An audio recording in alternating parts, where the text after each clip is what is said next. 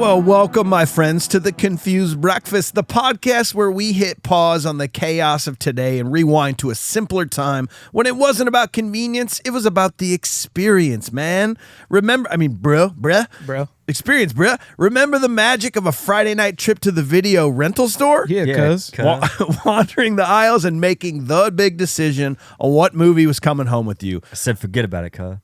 We're all part of the last generation that knows the joy of the search, the snap of the plastic clamshell, and we're here to revisit the movies that shaped us and defined our childhoods. My name is Mike Schulte. Joining me, as always, two dudes with a high metabolism. Sean Pryor and AJ Vance, how the heck are ya? Man, I wish. Like you said, we hungry. We hungry. Always, unfortunately. Always. Yeah, I know. Yeah. It's kind of a problem anymore. I'm considering some alternatives in my life. Yeah, absolutely. If I go to a rich mansion, there better be goddamn food or else I am leaving. Yeah, no matter how nice it looks. I don't care. And like, it better be poolside. I don't need to get in the pool. No. I just want the food. I want to see it. I want to see the water. It's refreshing. It kind of takes my mind off of eating too much. I want the option of going in or not. Yes. My metabolism actually isn't that high anymore. No. That's the problem. Yeah, I'm fasting for 3 days. Yeah, dude. Too fasting. Thank you. Furiously fasting. God. Furiously fasting for 2 days. Too fasting, too furiously. We just nailed it. It's all done. Hope you enjoyed the episode. Actually, boys, on today's episode, we're going to break down the second lowest critically rated movie in the franchise and the last of the franchise to be released on VHS. This was the only movie in the Fast and Furious world that doesn't feature at least a cameo by Vin Diesel. Whoa. The 16th highest grossing film of the year. We're, of course, talking about 2003's Too Fast, Too Furious. Well, dang it. Ladies and gentlemen, it's time for another nostalgic journey to the past with the Confused Breakfast. Sit back, relax, and enjoy wherever you are in the world. Take it away, boys. Well, welcome to the podcast. If you're new, we're going to be reviewing Too Fast, Too Furious, scene by scene with a modern eye, but we believe we must first talk about it with pure nostalgia. Sean, first time you saw Too Fast, Too Furious, what was your thoughts and what was your rating back then? I definitely saw the first one in theaters. I think we waited till this came out on DVD, and I was watching movies with my friend Jordan, and we were way too into movies like that. Like the early 2000s up until, like, let's say we got into high school. So like 2004 or 5-ish or something like that. We were all about these movies. Like whatever came out, Blue Streak, fucking whatever. Had to love it. Blue Streak. It's just some kind of a random like hill to die on for this part, but that's fine. No, I love it. Bulletproof with Adam Sandler. Yes. Yeah, loved that movie. Right. Movies like that and like this. We loved it. This, let's just go straight 8.5. 8.5 for Sean. AJ, what about you? This is like, I think this is one of the first movies that I can say that I think I really remember being like, this movie's good. I'm convincing myself. You know what I mean? Like, I really had to convince myself because I was watching it. We rented it because we wanted to watch, like, we were like all in on Fast and the Furious. And I didn't see the original Fast and the Furious until several years later. Like, all my cousins watched it and everything, right? But like my brothers and I never got to. Me and Bob, we never got to watch the movies, right? Like, but he would go and see them. And then this is definitely one of those movies where I got to see it because Bob could see it. It was just on the cusp of like that age for me. So like, but I was stoked on it. I mean, how are you not? This is like they really kind of kicked this one off with so much more like just something to chew on at that age of being like 13 years old. So I was kind of all in on it and probably just like stricken by everything that happens at the beginning and didn't give a damn about anything else in the movie. And I would probably say the similar thing. You know what? I'd give it an 8.1. All right, 8.1 for AJ. For me, this was definitely a theater date night movie in college. And listen, I liked the first Fast and the Furious, but you can't trick me, okay? Because I saw Speed 1, And then I saw Speed 2, and I was so disappointed. So I was going into this immediately being like, this movie's going to suck. I knew it. They tricked me before. They're not going to trick me again. And I remember not necessarily liking this movie. I liked the date that I went on, but I didn't necessarily like the movie. But it was okay, right? It was okay. Yeah. 6.5. 6.5, okay. We got an executive producer, Josh Miller. He says, I have basically zero recollection of the first time I saw this, although I would bet everything I own that I saw it in theaters. I certainly didn't hate it, and I certainly didn't love it. It's the first of the franchise where they embraced the cars as characters as much as the actors. To say the movie had faults is super easy, basically all the franchise does. At the time, I feel like it was as entertaining as the first one, not that either were all that good. I came out of this one thinking that while another movie is likely, it's entirely possible this could be it. Never once did I think the franchise would go on for decades and spawn, 8 or 9 more movies? Yeah. I feel like this movie tried to bring in more star power, but did it?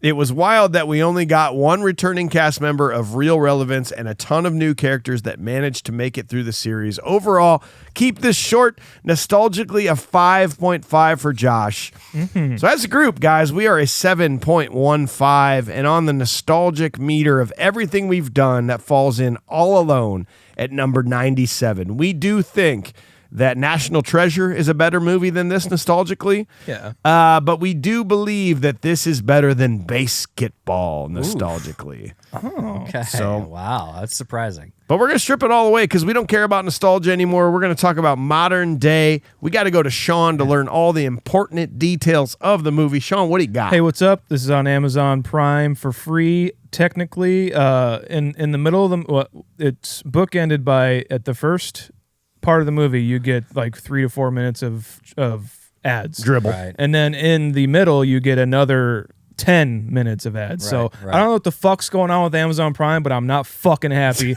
Too Fast, Too Furious was produced by Neil Moritz. He just promoed to be like, this is where you can watch this movie. I You know. should go do it and give them your money and your business. Absolutely. He gave the Run Go Pee times, and then also, we're going to take a quick commercial break for this.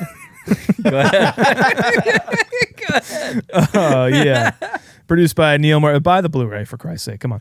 Produced by Neil Moritz. Story by Gary Scott Thompson, Michael Brandt, and Derek Haas. Screenplay by Michael Brandt and Derek Haas. Based on characters created by Gary Scott Thompson. Cinematography by Matt Leonetti. He also did Poltergeist, Weird Science, Extreme Prejudice, great movie. Strange Days, great movie. Dawn of the Dead remake, AJ. Oh. It's coming up next week, bro. The remake. Yeah. So My bad. I love that one. I actually enjoyed the remake. I did too. I do. Let's talk about next week's movie. Okay. I like the remake too. I don't know. Let's just talk about that from now on. This whole time. No. He also did Mortal Kombat Annihilation. Oh. Hell yeah, Daddy. It's a good looking movie. Yeah. Edited by Bruce Cannon and Dallas Poot. Nice. Music by David Arnold. He did Casino Royale, AJ. Yeah. He also did Hot Fuzz, Sean. I like this new version of Sean. It's great. The Matthew Broderick Godzilla, Mike? No. Okay. You just give all the shitty movies to Mike. The Shaft remake, Zoolander, and Independence Day. Directed by John Singleton. He also did Boys in the Hood, Shaft, Baby Boy, and Four Brothers, AJ. Wait. Cast, Paul Walker. He knows me. This guy gets me. Cast, Paul Walker's in this, Tyrese Gibson, Ava Mendez, Cole Hauser, Ludacris, Tom Barry, James Remar, Devon Aoki, Yeah, bud. Amari Nolasco, Edward Finlay, Mark Boone Jr., and Michael Ealy. After the huge success of the first film, it was inevitable that a sequel would be made. Director John Singleton was a big fan of the first film, saying, "Damn, why didn't I make that?" Singleton grew up with a street racing around him in L.A. All the time, so when he was given the chance to direct Too Fast, Too Furious, he jumped at it. Several versions of the screenplay were written with the possibility of Vin Diesel returning as Dom Toretto and with the possibility of him not returning. Diesel was offered $25 million to reprise his role. Pitch Black.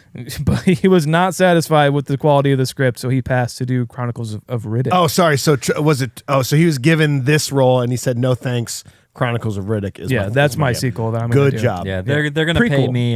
They're gonna pay me what I want over there. Vin knew what's going on. He goes, I'll just go do this, and then they'll want me back later on. We'll see in the how this franchise. does. Yes. Okay. He's like, he probably said, no, look, Pitch Black, Chronicles of Riddick, it's going to be like 10, 11 movies long. So I'm going to go do that, guys. And then turns out, no, did not happen. And then that he way. just did Fast and the Furious 10 I'll, times. I'll come back. I'll shave off $5 million. Yeah. I'll do for 20. Yeah, Whatever. why not? Tyrese Gibson was cast based off his performance in Baby Boy, and having worked with director John Singleton on that film, Ja Rule was set to reprise his role, but turned it down to go on tour instead. They offered him $500,000. He said, "I'll make triple that on tour." It's one of my favorite little notes about this movie. We will get there. Oh, you want to talk about it then? Because there is more to talk about when it comes to Ja Rule. Yeah. I can't wait. For the character of Tej, Yes. yes. Gosh. For the character of Tej. Tej, Singleton considered Redman, but due to scheduling conflicts, it would not work out. So Ludacris was cast. Redman instead. would have been tight in this role. Would have been awesome. I think so too. He's a Yeah. pretty decent actor, actually. Yeah. Principal photography took place in and around South Florida with locations including Hauser's character's Verrone's mansion, which was owned by Sylvester Stallone at the time, and Bill Baggs' Cape Florida State Park, where Bad Boys 2 was filming just on the other side of And the park. apparently there was some True Lies areas where the same. Oh, for, nice. Like, the Harrier scenes Hell yeah. was apparently the same as where this was too. Fuck yeah, dude. Too Fast, Too Furious was released on June 6, 2003, and on a budget of $76 million. The film would make, of course, $236.4 million at the box office and garnered approximately 376 more sequels. Well, thanks, Sean. Up next, we got to go to AJ. He does the research. We got to talk about what the fans and the critics had to say about this movie. What do you got on this one? Tomato. I can't fuck- Just do it. Just redo it. This is 2 weeks in a row. You have Give to it your all. You have to do better. Give it your all. I don't know why I Do it fucking again. spaced that. I'm gonna do it again. I hope you cut it all No, out. no. No, please, God, cut it out.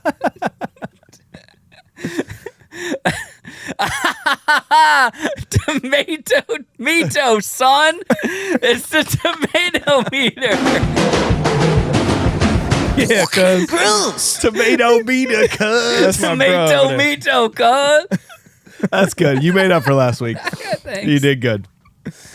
I can't remember. I don't know why I had such a hard time with that. Splurt. Yeah. 37%. Guys, that of all the movies we've done, tied in the 200th spot with Roadhouse, per the critics. Yeah, man, that is. Feels good. I don't know. Something feels weird about that. I'm just gonna be honest with you. Well, Roadhouse is definitely way too low. That's for sure. Yeah, absolutely. It's 50% on the popcorn meter. And if we scroll it on over to 50%. 50%, That actually feels exactly right. I think, It's like, Wow. you know what? I can't decide if it's good or not. I'm just going to leave it at that. And there it is. But 5.9 at IMDb. that's still pretty low when it comes to IMDb. That is tied with Cocktail and Son-in-Law of all the movies we've done. Here we Per the go. fans. Cocktail? Yes. All right. Fans love Cocktail. I don't know if you knew that. Well, C.W. Nevius at the San Francisco Chronicle had the audacity to report, well, as expected, director John Singleton from Boys in the Hood did not make a movie as good as FF1. This was way better. One Fast, One Furious. 75 out of 100, he said. And probably ate his words later. We'll say Don Shute at the LA Weekly gave it a 60 out of 100. The Shaggy Dog sequel is ultimately satisfying for the most low-tech of reasons. The competitive bond between the two central characters. These guys got a real bond. They're real brothers. These guys, you know, it seems like they grew up together in It's almost Barstow. like their family. Ooh, you know, Take it easy, Sean. we grew up together. Family. All right. James Berardinetti, Nelly? Yeah. Real views. This movie only takes a few minutes to crash and burn, but more than an hour and a half to realize it. That's a 12 out of 100. Somebody else just said, what do we have here? Lots of cars going very fast. That's it. What the fuck more do you want? What are you trying to get at? You sicko. What do you need? You don't need anything, all right? How about this? This is 1 out of 10. How many times can Paul Walker say bro? Dude. Oh, Steel No Evil this is 2003, June 6, 2003, the day of release. I liked Fast and the Furious. It had diesel power and the hot and tempting Michelle Rodriguez. I don't think Paul Walker is that bad either until I saw Too Furious. Jeez. Now talk about crap. But then again, I care about street racing zero and the support cast even less. Paul Walker couldn't save anything with his pretty face, no matter how many times he called gangsters, cops, ludicrous, fellow racers, hot Asian chicks, or his best friend from good old Barstow, bro. Even him saying cuz couldn't make him look down. Sure, there's eye candy for about 2 hours, but then again, the first one had that and diesel power along with Michelle Rodriguez. Yeah, it's just like you say. Maybe that was the thing. You said that came out in 2003. Well, maybe there was like a thing from Vin Diesel's agents that was like really pushing me, like, call him Diesel Power. We want to be called Diesel Power. We really want to be called Diesel Power after call the him next. Diesel. We'll slip you a little bit. He will not show up if you don't call him Diesel Power. Diesel's more expensive. You have to know this. Artist formerly known as Vin Diesel is now Diesel Power. Like when he walks through the door, please call him Diesel Power Please. or Mr. Powers, whichever. He will check you on it. So goodness, I'd say avoid unless you dig street racing, which ain't a bad thing, or like watching Paul Walker really, really act like a poor man's Keanu Reeves. Yeah, with less talent. Okay. Fair enough. Another person called it complete and utter trash on June 6, 2003. All the previous stuff saying it's better are studio plants, as I've never, ever dry retched during a movie. Well, scratch that. Yes, I did. No, you didn't. And it wasn't a horror movie. No, you didn't. No. No. I got up and walked out. No, you didn't. I threw up. You're too much of a fucking pussy to get up in the middle of that movie Into and not my come back. popcorn bucket. Yeah, I vomited. All right, fine. We got a couple more here. Too Fast is Furious. This is an 8 out of 10, boys. This is Muffio. This is, man, I must say, I went in to see this opening day just for the cars and thinking it was going to bomb. But compared to the first, this movie is great. Cars, chicks, action, and a way better storyline than the first one. Paul Walker has improved his acting skills big time, and the bad guy in the movie was just great as well. I do not want to spoil it for those who haven't seen it yet, so I will just end by saying that if you love the first one, you're really going to go ape nuts for this one for sure. Money well spent, in my opinion. All right. All right, man. By the way, we've got another 7 out of 10 fun movie, short one. We went opening night. My husband, architect, who's an architect, Very important to the story. This is important, and I, a professor, took the boys, ages 15, 14, and 13, and a pair of 11-year-old girls. We all enjoyed Too Fast, Too Furious. In fact, my husband and I agree it was better than the first. We expected otherwise. They're educated. No gratuitous sex, so it's okay for the kids. Plenty of humor, lots of color in full Yeah, you know, ethnicities. Yeah, lots of ethnicities. Yeah, They have tenure. Yeah. It's good. Yeah, we get it. No, you can say that.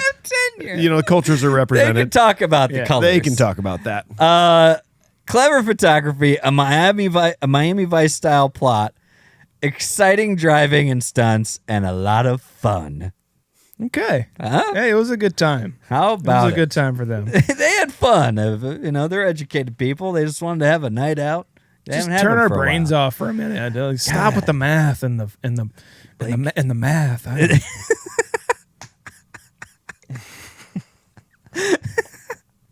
We got a couple people in here for the Little Lebowski Urban Achievers. Do you mind, guys? Yeah, that's where you go to patreon.com/confusedbreakfast. You directly support this show.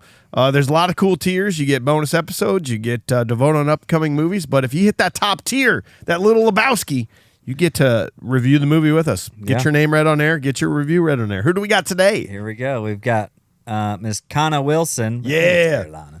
I avoided the Fast and Furious franchise for a long time. Movies about street racing? No thanks.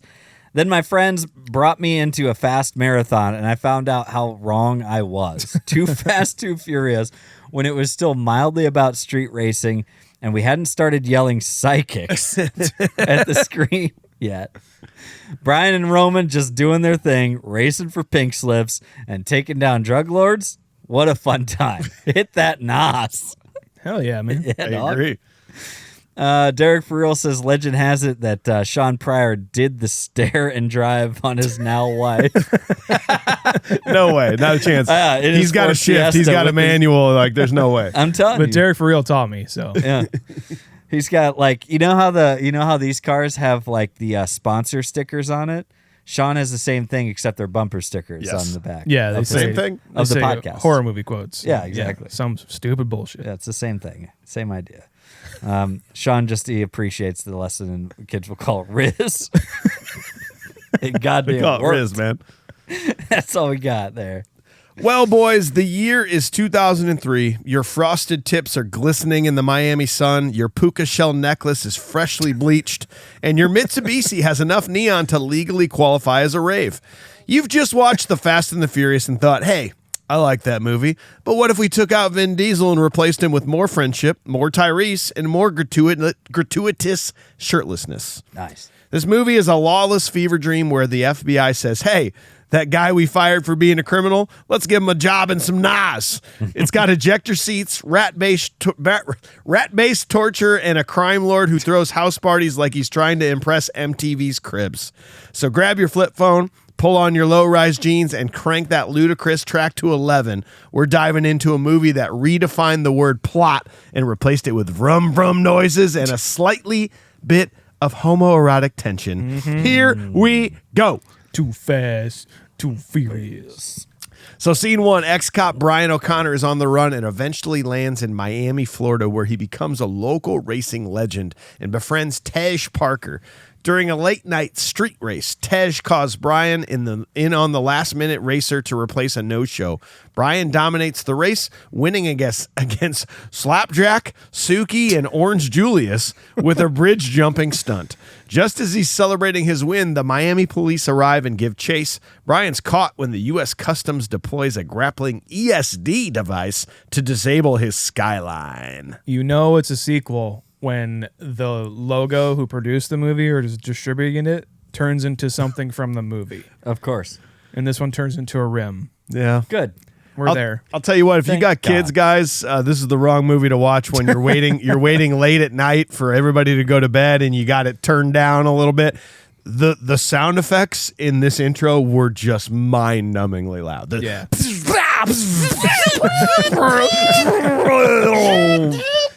I was furious from the start when we started this Were movie. you fast as well? No. I wasn't, man. Hopefully not too fast. No. Right, that's A fun. little too I furious. was too tired. That's what it was. Like a Pimp by David Banner. Fucking take me back, brother. Like, I was like, man, I had a good time in this era, okay? Dude, there's just something about this. Like I really enjoy the fact that they wanted to just give everybody nicknames. They gave everybody. Oh, you like that? Oh, it's great. Okay, cool. Oh, it's great. Do you also like that they color coordinate their outfits They to their match their cars? cars. Yeah, do you like Absolutely. that too, AJ? Yeah. It's like Power Rangers. Oh, yeah, cool, AJ. Yeah, basically. You have the Red Ranger, the Pink Ranger, the Gold Ranger. What? I don't know. But dude, when they casually try to slide under the radar calling him Bullet, I'm just like, fuck you. Yeah, and then they kind of never bring it back. do it again. They do never really do it. It's just Suki who says What's up, Bullet? It's like, It's- don't you dare. It's All like when he got to Miami, he's like, I need a cool nickname in Miami, and it just wouldn't stick. I need an He's the only one that alias. said it. I need an alias to go by since I'm aiding and abetting. What? Okay, listen, I do miss this movie. Epitomizes what I miss about the late 90s, early 2000s. Just not a cell phone in sight. You got these kids just being here, just being friends. We're breakdancing. We're talking in person. We're having conversations. There's loud music. We're showing off car engines. Take me back, bro. Dude. I'm telling you, I've been to parties like this. Have you? Look at me. No, I haven't. I've seen him in film. Oh, dude, I've been there. I've been in the back seat while my buddy is hooking up his subs, and it's fucking killing my brain. That's what I've been. But no, I agree with you. Like, we would show up in like the mall parking lot and like check out people's cars And just walk around and Yeah. have conversations instead of like, well, fuck that guy. I saw his post yesterday. Fuck that guy. He just liked my post. Like, I'm never gonna talk to him. No, they're just hanging out, and it's so awesome. I love it. It's really funny to watch them like kind of like set this all up. And like at first I'm kind of thinking, for an event like this to happen, you need coordinators, you need volunteers, you've done lots of events, Mike. And it's just like, you need a lot of assistance. And then it turns out Tej is the coordinator, and he's got lots of volunteer help. He does. Of people just driving around in trucks, just going and setting up road signs. Every single intersection. At every intersection. They're sealing off a block party, and it's not even a problem. He would be far less awesome if he was like walking around the crowd with like a board, a clipboard, like checking things off, and like with a radio, like checking in on his guys. Oh, Instead of him calling up, like people are calling his buddy about this big surprise, he's walking around being like, "Did you guys get a wristband?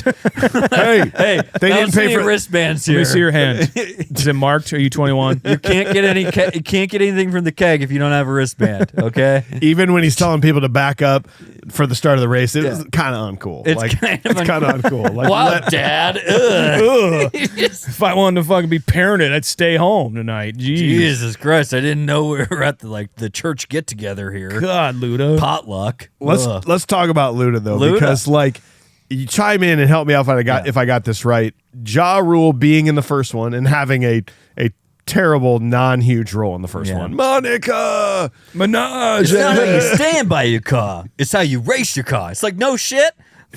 He was so unmemorable from the first movie, and then he was literally offered $500,000 for the role, and he, per legend, said he turned it down because he said he was too big time. Too big. That he needed more John money. Singleton says that's was- what he said to him. He was, Yes. and like you said, he was going to make much more money on tour. Oh yeah. And then at Firefest, obviously, big time. big time. And so, but the problem I have with this is that he turned it down, and like kind of what the best part of that whole story is Luda was eventually offered this part. He accepted it, I believe, for the same money. Yeah. $500,000. He accepted this role into the franchise, and then went on to be in like seven more movies and made over like $25 million throughout this franchise. That's a lesson for anybody out there. It's like you have to think long game here, guys. You cannot just think about these one moments. You think about what is this one moment going to do? Dude, and like that is like, it's like one of the best things to hear. It's great. It makes me like Luda even more. I love Lucas so much. Dude. And you know what? Like in the very beginning of this movie, I have a really tough time with some of his acting, especially between him and like Devon Aoki. Yeah. That I'm just like, when you gonna let me pop your clutch? It's just like, oh, it's just like cringe. Is this what the kids call Riz? You know what I mean? Yeah. This is what they call Riz And for sure. and I'm just like, it's not This movie good. almost had more puns than last week. How are they done? Like when you gonna let me pop your clutch? Yeah. Let me But they look were- under that hood. But they were tasteful, Were they? in my opinion. were they, Sean? Howard the Duck tried too hard, and they didn't try hard enough at the same time. Yeah. As you can hear from last They week. didn't take it one step further Yes. from what they were like. Really, they just came up with an idea. It was like, yeah, throw it in. Yes. Whereas in this, I don't know, man. Look, when you gonna let me pop your clutch? When you get the right set of tools, it's just like That means your dick's small. we like cars. Yeah. All right. Yeah, Just wanna let usually people- there's this is a car movie. There's a pedal for the clutch. I don't really need tools for it. Yeah, I'm trying to pop your clutch. I don't know. Actually- Shift it. You know, you can shift my gears. I thought you knew about cars, Suki. Yeah. It's such a. You're not attractive to me. There's a lot of shoehorning going in, like to this like But initial scene. they had to do this. They had to open up the movie with this bullshit. They got the They had they to. got the designated. I like the idea of like they like Ja Rule said, like, hey, breakdancing's gonna be over there, okay? And all you guys bumping loud. I want you all the next loud to each cars other. right next to each Yeah, other, so that we can't understand anything that's happening. No, we you're don't have all playing- Bluetooth. yeah, and you're all playing different music, so it's really fucking obnoxious. You know that none of them are actually playing Exactly the what same it was. song. No. Fucking somebody shows up in like a Chevelle, like a 74 Chevelle or something like that. And They he's run like, him out of "Sweet town." home Alabama. He's like, check this out. And it's like a pop-up fucking speakers. Yeah. And like literally fucking Leonard Skinner comes out of his trunk. He's got a live band in the back. You finally get your Paul Walker intro, and I had to laugh so hard this time around because he answers the phone. He's like, I could really use the cash, right? Yeah. And he shows up with $3,500. Like, where did that cash come from, dude? That's petty. That's petty cash. But then that's what's weird is he's like, yeah, we're gonna raise the stakes. yeah, he's I like, know. I think it was like, they got deep pockets. yeah. So I think it was Kicking a initially going to nickel. be $3,000, and they raised it $500 extra. I wondered about this the whole time. It took me 5 watches, guys, to figure out the math, the street math Yes. on what this all meant. I did because never belonged in that world. Look at me. You know what I mean? I don't know what a nickel is. I thought I knew what a dime was. Well, it doesn't help that fucking Orange Julius says 3 cinco. These things. He says 3 cinco. Yeah, but that's What? yeah. So you mean Tres Cinco or 3-5? Like, what are we doing here? What are we Yeah. doing here? You know what? Fuck it. Okay. If we were on a train to go punch a face, I'm on board. That's what I'm talking about. There is something so punchable about the stocking hat that this guy is wearing. Yeah, you're in Miami, bro. I don't care if it's nighttime. You're in Miami. There's no justification here. No, I hate you. I hate your hat. I hate you matching your car. You're a terrible driver, and you said 3 cinco. This is the problem, though. Is like I love his car. I want his car You can't. named Orange Julius. I don't want it as a prop. I'm just saying, like, of a lot of these cars, if I can't have Brian's, which is the most Skyline, that Nissan Skyline that he's driving. Yeah. I wanted Lance's in the first one. Lance. That yellow one. The steering wheel's on the other side, you Oh, know? After yeah, we yeah. punched him. Yeah. It was the Jetta I didn't like. Yeah. That's right, yeah. And but no, like it's just like if I can't have that car, if you can't have Bullet's car, fuck you. Then I want Orange Julius's car. There's Well, then something we'll so punch him, cool and then about you it. can take the car. Okay, all right, yeah. You punch him, I'll take the car. I like Cool. that. This is a good idea. I have a different punchable face. I have to save him for later. Okay, Okay, you want to bring it up later? Yeah. Okay, I do. cool. I have to. I have a different one as well. You can say it now, or you can wait till later. Well, I'll say mine now. We'll save Sean's for Probably later. the same one. It might be the same one. It's Joey Gallo and Gallo 12, Gallo 24. You want to punch him? Pizza Boy Magoo. I need to punch that guy. There's no reason that he should. He's like the guy who got brought up to be like, yeah, it's just your first time in the field. You know what I mean? And he deserves to be punched. I got a fun little thing I noticed about him in this movie we'll get to later. Okay, It's going to perfect. make you like him a little bit more. I hope so. So Pray to they God. finally start the race after the rave. And 4 minutes later. Yes, they finally start the race, and like they're like the crowd's like, "Yo, fuck yeah, dude! Like hell yeah, this is what we fucking live for, dude! I'm so glad we're out here partying with our friends." Because just wait till they come back. There they go. Luda said they're coming back, so Like, what's fun about I this? don't- You just I don't. you see him go and you see him arrive again. I Dude, guess. I've said the same thing about, because we may never actually get to it, because so I'll bring it up. It's like I've said the same thing 100 times about like Harry Potter and the Goblet of Fire. They go off and they do their challenges, and everybody else is like just standing around. It's just like, what the fuck is going on? Like, we're just all just supposed to wait here. Like, there's no reason a crowd should be built up around this. It's all just hangout. they all go back to their breakdance circles or their hacky sack. Yeah, or whatever they're not. doing. They're here just because everyone else. They're just, yeah, exactly. They're just like, hey, is there another keg we can tap, Tej? Yeah. Like, what's going on? That's what that's all they care about. Was there a pandemic I didn't know about in 2003? Nah. Because there's nobody around. No. There's no one on these streets. I know they blocked off the streets. Oh yeah, that they still blocked doesn't them off. matter. There's no It's one in like Miami. storefronts or anything. Yeah, it's Miami. There's no one out. It's a lot doing of people anything. that live in Miami. Yeah. Okay. Yeah, Okay. yeah. It's and it's like it's and then we get into this race, right? I have a real problem with like in-car banter. Yes. Does it make your skin crawl? It makes Yes. when Suki ramps over a drawbridge, seconds away from dying, and she says, "Smack that ass." I was like, I fucking hate you so much, Suki. Or like even Rome too. Like I run these streets. It's like you just got to Miami. Dude, what just streets got are you it. talking Just about? calm Rome? down. Calm down. It's like it's What you got?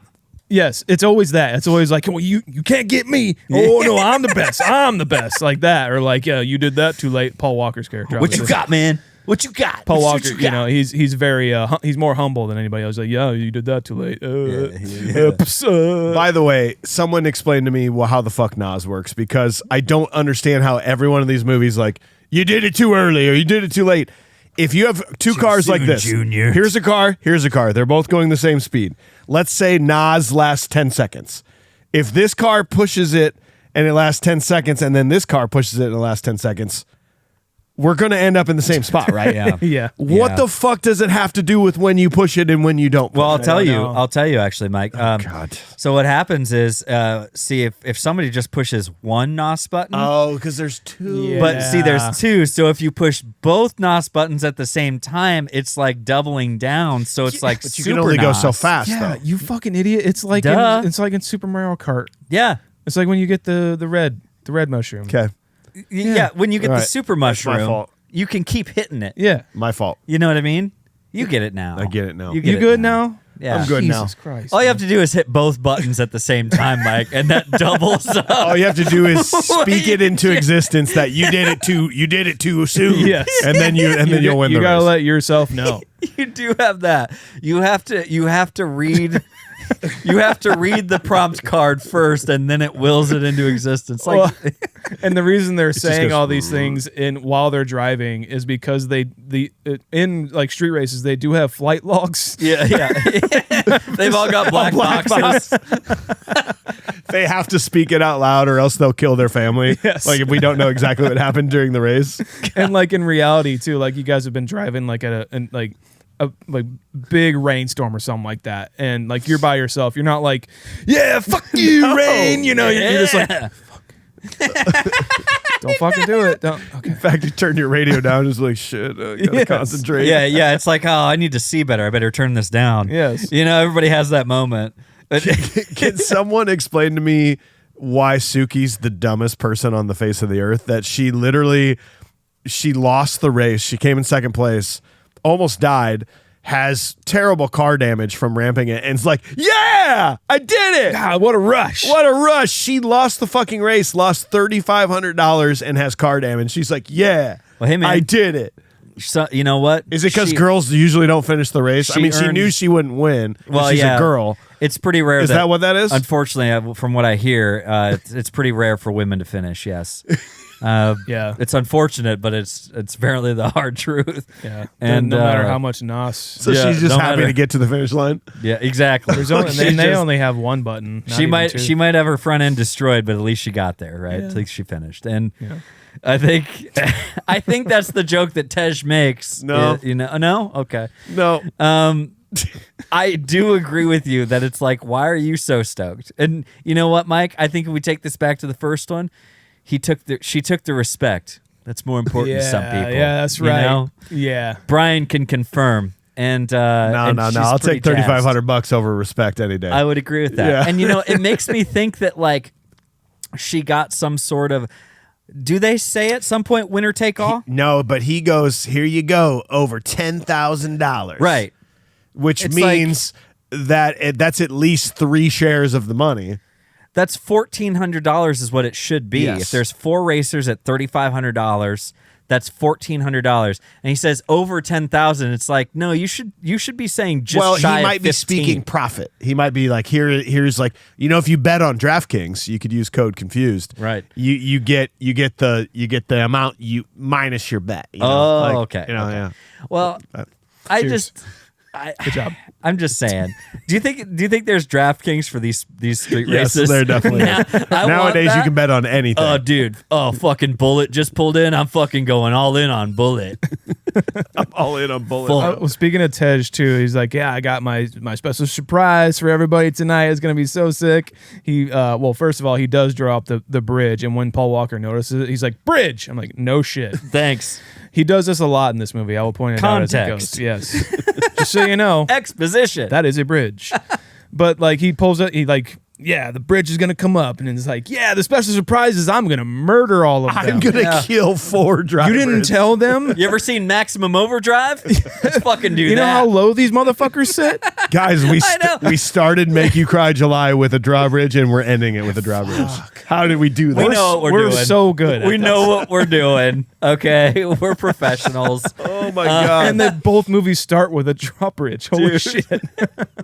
Dude, we're really fucking good. So, but like, it is one of those things that's just like, this is kind of a fucked up thing to do to people. Orange Julius probably died in real life. Fucked up, dude. And the fucking E-Nice guy was like, he goes into he's the lucky one out of all of this, probably. Like, Brian's car doesn't come out unscathed like it did from this. Are you kidding me? It comes out like as bad as Suki's car. And by the way, her jumping with a convertible, Yeah. Unreal. might be the most ballsy thing of this entire movie. I'm just going to put that one out there. Yeah. But get points taken away for the TV that like makes emojis back to you. Yes. I don't understand that Dumb. one. I never understood that part of this whole entire thing. What's James Remar's future gun? Future gun? Oh, Yeah, he shoots him with like the EMP gun. Oh, it says this is in the actual description. It says it's called a ESD. I don't think this is ESD. real. No, I don't think that's a real I thing. don't think in 2003 we were like, I don't think it's real now, Brett. oh yeah, well, Brett. thank you. It's like they showed this gun like, yeah, we'll probably have this in a couple years. No, it's not a real thing. The Street Racing Federation saw this movie and they go, "We're gonna get lobbyists in DC to make sure this does not happen." no, spike strips are gone. They're the thing of the future. Yeah, thing of the past. I'm sorry, and now this is the future. You know how we've got all these cars that we're showing the computers a lot? How do we shut down the computers as law abiding, like as the law, as authority? Yeah. How do we shut them down? Let's shoot a weird claw. It's like the claw gun on the games that go down and get they get the toys from the vending machine. Which, by the way, we see later on, like apparently all 3 prongs have to be engaged. and they're controlled via like a remote control from the helicopter. Ah, damn it! I can't get a lock. What's going on? It's just not in there Down quite. catapult. Dude, this is some Sandlot level bullshit. You're right. James Remar is just a grown up. He just squints for grown up. I mean, this is like literally the age of him doing movies for money, I think. Yeah. And like Annihilation is just, I think it's got to be. I'm sorry, James, but like, Sorry, James. it's you're totally above that. Thank God Dexter came along and Yeah. like you were just amazing in that. You're totally right. And then I think he's actually really good in this too. I mean, I think he's good in this. I like seeing him, I will say. There's a good way to put it. James Remar is like, it's like seeing him in a movie is like, it's just kind of like seeing your dad in a movie. Yes. You know what I mean? Like you're just like, there he is. Oh. All right. All right. Feel comfortable. I'm totally biased against this person. Exactly. You can do no wrong. I got a soft spot for this guy. Well, scene 2 at headquarters, FBI agent Bilkins offers Brian a deal, work undercover in a joint customs FBI operation and get his criminal record wiped clean. Brian agrees on the condition that he can choose his own partner. He travels to Barstow, California to recruit his estranged childhood friend Roman Pierce, who's under house arrest. After a bit of tension and a physical scuffle, Roman agrees to join the mission in exchange for his own record being cleared. Back in Miami, the two are introduced to undercover agent Monica Fuentes, who has infiltrated Verrone's inner circle. So I have to ask, we're just supposed to go along with the fact that the entire operation that Brian was a part of in California, with the FBI and the local authorities there, that he was just able to somehow. He was not like being like the scenario wasn't you fucked up, we're stripping you of your badge, like that's what's happening, you're lucky to get off like this, we never want to hear about you again in the street racing underworld. And then he goes off to Miami and he just does his own thing. We're supposed to believe that he escaped. Okay, yeah, there you go. I think we're supposed to believe that he just like disappeared and they can't find him. From the FBI. That's it. Hey, if it was an Lethal Weapon movie, you believe it? Yeah, you would. I wish. There is something like somehow that like is just as upsetting to me. It's like, well, we just kind of let him go. Okay. Then we're just all supposed to buy into it until Bilkins walks through the room. Then Bilkins shows up. Aiding and abetting, and what was the other thing he said? It's like, you know what? That seems like a pretty minor rap sheet. I'm gonna be honest with you. It doesn't seem bad at all, and like that's why they obstruction of justice. I guess I think, or like, and aiding and abetting, and it's just like, is that like 6 months? Like, what are we talking here? That's kind of where my head went, and I completely forgot that the first movie had even happened, or like where we even left off on the first movie. It doesn't matter. And like through context of like when Jesus Christ, Rome like asks him about was that the fellow you left off or whatever, or the fellow you let go? I'm like, oh yeah, the guy, Vin the Diesel. fucking Diesel Power. Diesel Power. But yeah, it didn't really like register to me. And I guess I'll start talking about positives for me. Please, let's because go. At first the sound design with the cars and like the whole race was fucking awesome. I loved the way it sounded until the 2003 music came in, and I just thought it was really well done. And I think honestly, sorry, there's like, I don't know why that skated over my head. It was all sounded really great until the 2003 music came. Just like everything. Fucking got him. Get out of here, Hoobastank.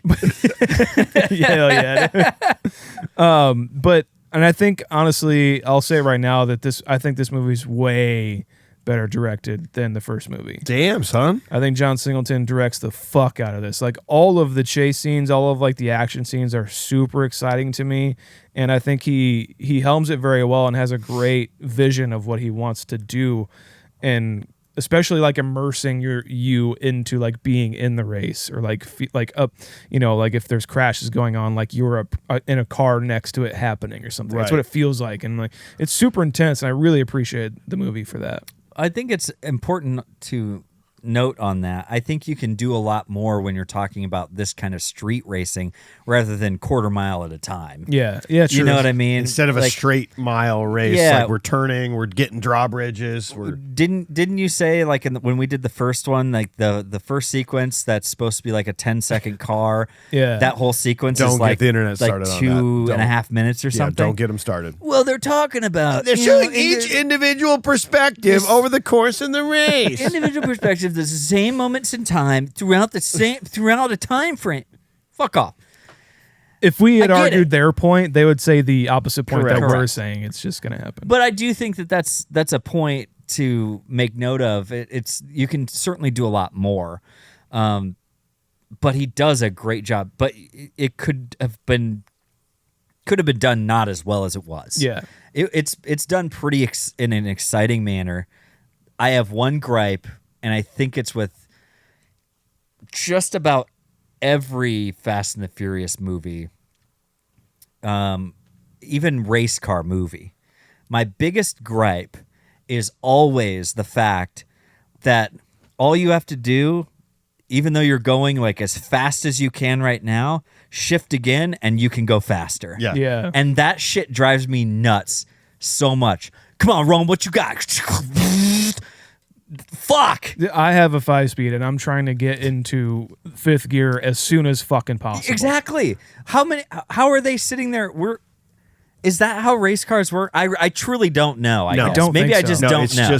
it's the cinematography of it. I counted the second time I watched the number of shots of a pedal, of someone pushing a clutch, or someone shifting. Like it wasn't down all the way already. No, 151 shots in this movie of a pedal being pushed or a gear shift being I am done. so glad you just nailed that. 151 Thank you. times. And it's just the cinematography of it. Like we want to know that they're doing stuff. Yeah. And we want to see the Paul Walkers wearing chucks. This like, is let's how do you it. drive. This is how you drive. Yeah, you don't know how to drive because you're a pussy and you can't drive a manual. This is how you drive. And that's what you do. This is second unit's just like, Jesus Christ. Here we go.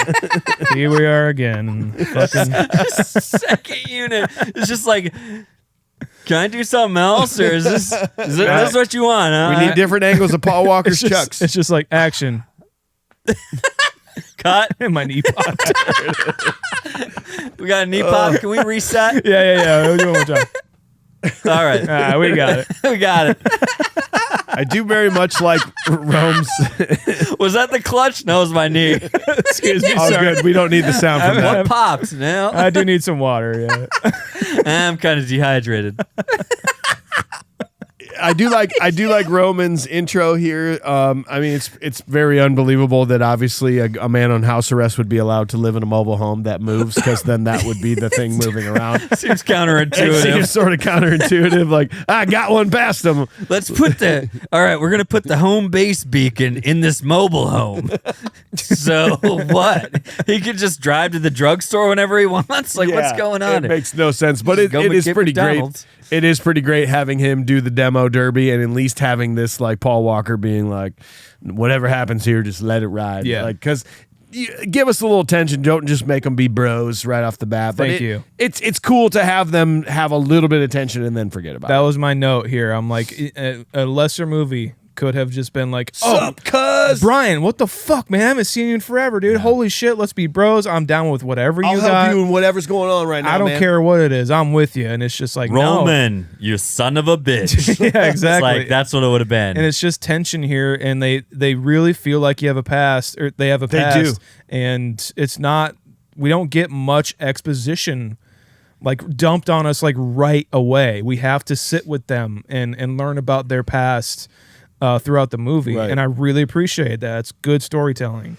Do you guys like their performances individually as well as together? Yes. Yeah. You do. Both of them? I was going to kind of wait to talk about Roman a little later, but we can do it now. Like, there's, in particular, especially in the next scene, there's some evidence of Tyrese being the best person in this movie. Oh, 100%. There are moments of him like where I'm like, he is the best person, and then there are moments where I'm just like, you're way too much. Kind of And then like, I feel the same way about Brian O'Connor. and it might be the direction of it though too, because I do agree with you, Sean. But there are a couple choices in this, like when he's talking about his ankle bracelet, like, we're going to get the ankle bracelet off of you. And they leave the police station for the first time, and there has to be the shot of him looking down at his ankle, I know. being like, "It's not there anymore." I know it's not there anymore. Thank you again for context. You don't have to show us that, but okay. Yeah. It's just like they spent so much time showing us the ankle bracelet. Initially, it's like, well, we better make sure that the audience knows need to it's know not it's there off. anymore. And I get it. And then it's also kind of that lingering shot of him outside of the thing, kind of doing the like, what am I going to do? What am I going to do? And I'm like, this is like, We know what you're it's gonna very forced. I you didn't know? like it, Roman much, like his acting skills of Tyrese in these initial scenes, and then it just ramps up from here. Yeah, exactly. Yeah. And you know what? I think that's a pretty common theme for like everybody in this movie. It's like I wouldn't be surprised to hear that they like shot this In order sequence, almost? Yeah, okay. And everybody got more comfortable as It the does movie feel went that along. way. Yeah. That's the way it feels. And like I get like we said, by the end of this, like I love Luda. By the end of this, I love Tyrese. Like by the end of it, everybody's really rock solid. But there's like an ingratiation for everybody. All right, here's a funny thing I noticed about your Gallo 12 or Gallo 24 guy. Okay. So earlier on, they're trying to say, he's going to be the guy that's going to go undercover with Dunn, you. I think. Officer Dunn. You'll be rolling with Dunn. Of course, Paul Walker's like, I know street racing and you don't. And he clearly shows this guy's never driven a car. Yeah. When they're bringing in Eva Mendes' character and the truck backs up, that guy's driving it. Officer Dunn's driving it, and he goes, like it's just a very subtle dig at showing that he indeed has no clue how to fucking drive a car because he goes. I love that subtle detail so much. That is real. I didn't notice that. That's fucking great. That's pretty fucking brilliant.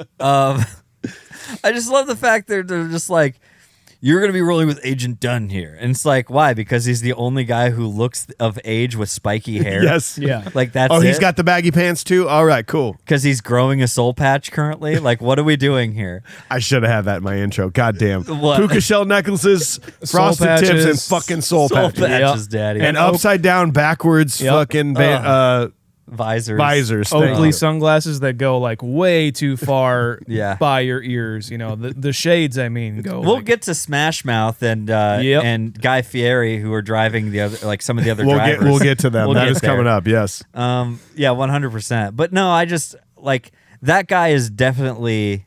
It's like one of my favorite little moments of him, like being able to call him out. Though it's very funny. Is a Gallo 12 or what would be best for my Skyline? A Gallo 12 or a Gallo 24? And like James Remar's like, come on. Come on. You trained for this. You got this. The Academy trained for this. Well, 24. It's a bigger number. That wasn't on the book. It should. I didn't Gallows. study. Oh, no. Well, it was cool because I did notice like the writing on the cup. I'm like, that's the name of the cup that he's got. Even Sean fucking knew it. He doesn't even know cars. Look, Sean drives a stick, man. He's good. I'm pretty good. He's fucking good. He's a more good qualified racer, than Dunn. He is, man. I got an e-brake, dude. I could probably do some drifting. There you go. Did you hear his knees popping? That's bro. That's work. I put it- Shit, dude. Well, let's do scene 3. So Brian and Roman are given flashy custom cars and are sent to retrieve a package from an impounded Ferrari as part of Verrone's audition for drivers. They win the audition, earning Verrone's trust. At Tej's garage, they discover tracking devices in their cars and realize they're also being followed by Verrone's thugs. Roman causes a diversion and they regroup at a custom safe house. Brian voices suspicions about Monica's safety and warns that Verrone may be planning to kill them after the mission, prompting the team to prepare an exit strategy that includes acquiring backup cars. Can we talk about the unveiling of these cars? Yes, please. Okay, so I know we don't talk about the nostalgia anymore, but I want to say, No, we do. How did you guys feel when you first watched this movie about these cars? I never liked this style of vehicles. I was never a fan of like neon lights underneath and like the we used a derogatory slang to refer to these because it was the early 2000s. That's what you would say about them. And Parlance at the time. It was a parlance of the times. It Check was Mike's 2003. Wait, what'd you say? check Mike's Twitter from 2000. Oh, I definitely have a Twitter in 2003. I did not necessarily like, which is why I didn't really like these movies back then. I didn't really like racing, but I'll tell you what, nowadays I'm kind of like, I could use some neon under my car. Like, I like this better nowadays than I did back then. You need neon underneath your truck and your trailer. Wouldn't that be dope? Pink neon? I'm currently pricing out a brand new trailer right now because, by the way, our trailer is heavier than the load capacity, and which has bent that's our not good. axle. It's bent one of our axles within a year already. So Yeah. Perfect. Yeah, so I'm thinking about neon lights. To pink neon. Wouldn't that be fucking dope? Since these movies, I liked them. Before that, Yeah. But like when I watch these movies, I'm like, those are so fucking cool, I dude. want one. So what do you think? Well, that's like my thing is I remember this is one of the parts where I'm just like, I'm forcing myself to think these are cool. Okay. Yeah. And I'm like, the only thing I thought was cool about these was the steering wheel in that that purple Spider. Okay. Yeah. The convertible. I was like, the steering wheel's fucking rad. And then like apparently, I guess reading about it, like I was like, the Evo, that thing looks weird. It's like I don't know, it just doesn't look like that cool of a car. And then you find out if you read about it, it's like it's like a Japanese car. It's only there in Japan, and like you cannot get that in the States. And which is why they make a big deal out of it. Yes, exactly. Like, so that's why they make the big deal out of it. They kind of make that big deal out of it, like even in like Tokyo Drift and some of the other movies, I think. But I was always just like, eh. Yeah. But then this is where they take those cars to Verrone, and you've got the lineup of all the other cars. I liked almost every one of the other cars better than these. I did too. The Dodge Viper, give me one still to this That's day. the thing, though. Like in 2003, and like when you're watching this movie, you're like, those are so fucking sick, you know. And then now, like, unfortunately, you see these cars parked in a handicap spot at a Walmart when they aren't marked for that, and they have like Jack Skellington stickers on, like a huge one on the back. And then you see him walk out, you're like, oh yeah. He's got his perfectly creased bandana on. Cookie Monster hat, you know, just pajama bottoms. And slippers. Yeah. There's Like people who own fluffy these slippers. cars now, I'm telling you. Yeah. And like there's a Yeah. trail of stuffing from their slippers that's like coming out. Gross. And you're just and like half the neon doesn't actually work. Most of it's like these are the cars that are like the epitome of the turn of the century. It's like things are not built for like to last anymore. These things are going to be done in like 4 years. You know what I mean? Like the roof isn't going to work on that Mitsubishi Spider anymore. No. You know? Like, so that's why I wonder. And then I feel like this is almost like a plant, actually, too, where we get these cars, right? And it like kind of preps us for later on when they're like, we need 2 more cars. Yeah. We need to know where they're getting these from. Yeah. And then it's like when we see like what the other 2 cars that they want to get are, you're like, fuck yeah. Which again is kind of well set up too. Like I It's will cool. say the way that stories kind of weave together is clever, and it works. You know, it's not like, oh fuck, really? That's where they're going with this now. It's like, oh yeah, that works. When they get us right back into the action, we want to see some more racing. It also proves the incompetence of the FBI. Like, why does the FBI think they're running? Like they know exactly what. Like, wouldn't They gave Eva them the Mendes job. have told them like, hey, this is what's going to Yeah. happen. Verrone's going to need them for a. They're supposed to be drivers. If you see them driving really fast, they're probably going on some run. And it just shows completely how messed up the FBI is in this whole movie. And that would have been like you just saying that now, that just made me realize that would have made a great case for somebody to bring up of why they think she's flipped. yeah. Okay. But they never make that Never. notion. They never bring that up of like, She didn't tell us they'd be running. it's just as automatically. And now, actually, I'm convinced that this is the only reason that James Remar got this part, so we can hear him. These punks are running.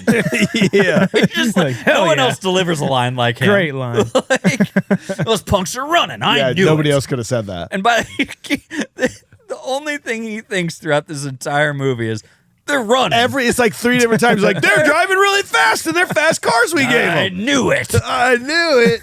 She's just getting old. Slow down. Jeez. They're running again. It's like, no, they're just take it easy, okay? They're not running. She told us. She fucking told us this was gonna happen. Okay, my most punchable face is like Guy Fieri guy. I don't know if he's Guy Fieri guy, but he's Soul Patch for sure. Okay. Yeah. And- Smash Mouth. Yes. Thank Is he you. the one that makes it through? Like he's does one not of the 2. make it Okay. through. Is he the guy that died? Yes. This guy it was died, right, Sean? I saw him like rolling up in between the semis. I'm like, I fucking hate that face. That's my punchable face, and I'm like, oh yeah, these guys are gonna love it and probably agree with me. And like, oh, Yep. smashed into the axle of a semi. Yeah, I like how they're like, yeah. I still want to punch his fucking flattened face though. Okay, you Oh, can. dude, You're yeah. allowed to. Well, man. and by the way, little bit of a continuity issue here, guys. You see him later on driving a different car. Hey, maybe he walked away, dude. He walked away, GTA'd somebody out of their fucking car. You want to hear another fucking weird era? Typed in the code real quick. Come on. When they cut back to Verrone Verrone and Eva Mendes. I'm going to call her Eva Mendes. They're pulling up like driver's license stuff on the screen. Yeah. They pull up Paul Walker. They pull up Brian's record, and he's got all this driving record stuff. Let's just assume that Brian is 30 years old in 2003. That means when he was 9 years old on Valentine's Day in 1982, he got a ticket for careless driving. 1982 was one of the dates he got a careless driving. Then they go to Roman, and in Romans it talks about, it's describing the biography for Roman. It's mostly talking about Brian, and then it switches from he to she for the rest of starts referring to Roman as she. Just like zero proofreading going on in any of these screens, because it's back in the day where, again, this was on VHS. It was very hard to scrub something on VHS. I remember doing that for Fight Club, like trying to see like the Dicks or the Tyler Durdens, and it was like if you missed it or you were on the wrong thing, you couldn't. So they just didn't give a fuck. But if you pause on these screens, just terrible information all around on all this. Well, yeah, like there's one moment where it's showing like maybe all the things that Rome has done, like all the like abbreviations for it, and it's just like the same thing over and over again, like 15 times.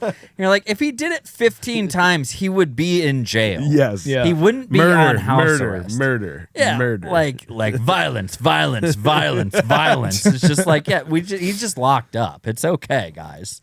Fuck. And this was a fun little GTA mission side thing. Dude. Like to go get the cigar. It's totally that. Like, speaking of Verrone, like Cole Hauser in this, like, is he playing a Mexican or like a Puerto Rican? No, He's South American to some degree. I think they said it's like Argentinian or something like that. Is he doing tan face? Ooh, is no, he? that's just what you would look like in Miami back then. Okay. I think he's just. I think he's. I thought he had a bit of an accent too. I was just like, You know, I completely agree with you, because I feel like that's what they kind of brought up, was that like he is kind of like he has South American heritage, and Carter Verrone sounds more, I don't know, maybe Italian. sure. To me, honestly, but like, and then you're just like, I guess it's Miami. I don't know. Yeah. Fuck. Yeah. Like, he is not playing anyone other than like a hardened Cole Hauser. I You know what I mean? But I love it. I love Cole Hauser villain era. Like this I is, do too. I was a giant fan of Pitch Black from 2000, and that is the first time I ever saw him again after Dazed and Confused. And like I very much enjoyed him in that, and I think he's great in this. And I actually like the character of Verrone. I think he's a great bad guy. The fact that he organizes this whole thing just for the cigars. And he's like, do you really think I would let my Ferrari get impounded? I own the shipyard. Of course. He's like, yeah, it's my yard or whatever. All that for a cigar? Yeah. You did that for a job, which is a great It's line. a great It's line. really good. It's a really, really good line. His lines are really, really good. He's like, I think we have a missed opportunity of him being like a genuinely, you know what? Might not be a missed opportunity yet, of him being an amazing Bond villain. Oh, okay. We're like- still there. I think he could still do He's it. in his fat bearded era though, so like I don't think we can get out of that. I think he could. I think Cole Hauser is a guy who he plays it up for different Right. roles. You know, he'll gain the weight, lose the weight, but like Bond villain vibes here. I could see that. 100%. He's very just devious, and he's just like very in control of his environment. Like, And when he gets intense, like you're like, geez. when he goes in, we haven't quite gotten there yet, but like when he goes in on like, I'll burn your fucking eyes out. Like you're just like, oh fuck, dude. Stop it. Bond wild. villain, but the new Bond takes place in West Texas. Yeah. Okay, cool. I'm okay yeah. with that. Yeah. This is where I do want to talk about Tyrese, man. Like, as this movie goes on, Tyrese is the best performance of this movie. I absolutely love him so much, especially the moments where like when he's pissed off, but then he sees food and he's kind of like, no big deal. I'm gonna go over to this food, but I'm still gonna act like he's talking while he's motherfucker. Yeah. He like paces back and forth and sees the bag. It's good. He's so good, and I love their chemistry. I think him and Paul Walker have great chemistry. Excellent with each other. Yeah, I want to call it like almost anti-chemistry, because they have that, and they play it so well that they're able to like they're resolving their problems like kind of naturally, without talking it out. You know what I mean? They're not taking one scene to go from enemies to friends, and now we're good. Exactly. There's no moment like they have their like bury the hatchet moment like later on, but it's not over the top. It's not overbearing, and there's no moment where it's just like nighttime in the boathouse. Yeah, bros. Yeah, pass me the whiskey. Bros. You know what I mean? Ooh, or down here it's tequila. So, back then, bro, I would have done anything if I could. I appreciate that, bro. Thank you, bruh. No, bro and bruh. Bruh. Yeah, you got it. That's how we know who you're referring to. That's a good point. Yeah, they can both say cuz, but bro and bruh. And there's an argument to be made that you could see this as like a homoerotic kind of thing, or like a bisexual kind of thing. Well, especially with Eva Mendes being involved in the middle, there's like a bisexual kind of relationship going on. Or you could see it just as like it was a friend breakup, which is just like any other breakup, really. And that's all of these things haven't been spoken yet. Like Roman's been done wrong, and we don't know yet. I don't know. It's all this history, and it doesn't get resolved. Like I saw someone made the argument of it being like a sort of a homoerotic kind of thing, where towards the end, they realize they're not good for each other and just need to stay friends. So the sexual tension's all gone. Like everything, I'm like, you could see it like that for sure. No, that's not my movie. Not my Too Fast, Too Furious. You're ruining this. It's made in America. Oh, I'm sorry. This is Miami. This is the sexiest goddamn city in the United States. Sexy, especially when Tyrese throws off his vest. Yeah, damn straight. Takes his shirt off just to punch through the window. Yeah. I fucking love it, man. I'm like, damn, Tyrese. Like, you could see it like that, and I think that's totally fine, but you could also see it like, like a friend breakup thing, like I just said, and it's still like also the same notion of like, yeah, we're good partners together. Let's stay partners and not like get our emotions involved into this. Yeah, I mean, and like you always chalk it up. You can always chalk it up too of like, they're growing up friends younger. Like everything is more serious when you're younger. Yeah. You know what I mean? Like everything is worth way more when you're younger. So the idea of like something happening and they're going their separate ways, and then Rome gets busted. Yeah. Like it makes sense when it like that wound stays still in time. You know what I mean? That's kind of the idea. I think it's like that wound stays still in time, even though like they grow, but that one still stings, right? By the way, what Rome got busted for, you heard that later on, like after he's explaining it to Eva Mendes, he got caught with like 8 sets of rims. Oh, in his garage, like hot rims. Oh. And by the way, do you remember when they unveiled those 2 cars for the first time, the first thing out of Rome's mind is like, man, where'd you guys get these rims? Same old Rome, man. Old Rome. Man. Which, in all that to be said, too, is just to say how good their relationship is on screen. Yeah. Like, it's just so believable and so much fun to watch. Yeah. I agree. There's great. I mean, you go to the jet ski race here at Taj's garage, and Taj, they just gloss over the fact that they're asking why ain't you racing anymore? He's like, nah, I hit a wall doing 120. It's like, Christ, what? Dude. Wait, what? You crashed a car into a wall at 120 miles an hour? Isn't that how Dale Earnhardt died? I think that's how. Yeah, I think that's how Paul Walker is also taken away from us. I'm serious, AJ. That's ludicrous. Well, scene 4, guys. Ja Rule. Wait, All right, so scene 4. To get backup vehicles, Brian and Roman win a pink slip race against 2 other racers. Later at Verrone's nightclub, the duo witness Verrone torturing a detective. Monica secretly warns Brian that Verrone plans to kill them at the drop point. Brian and Roman have Tej modify their newly won muscle cars and arrange for a large crew of street racers to assist the next day. Monica! Best line of the movie that needs to come back. You need to refer to a group of people as a hoasis. It needs to come back. I lost my mind. Oh, dude. Yeah. Well, and I had no idea until I saw the closed captions. Yeah, hoasis. Hoasis. It's a hoasis in here, bro. I'm just like, fuck, dude. Yeah, it is, cuz.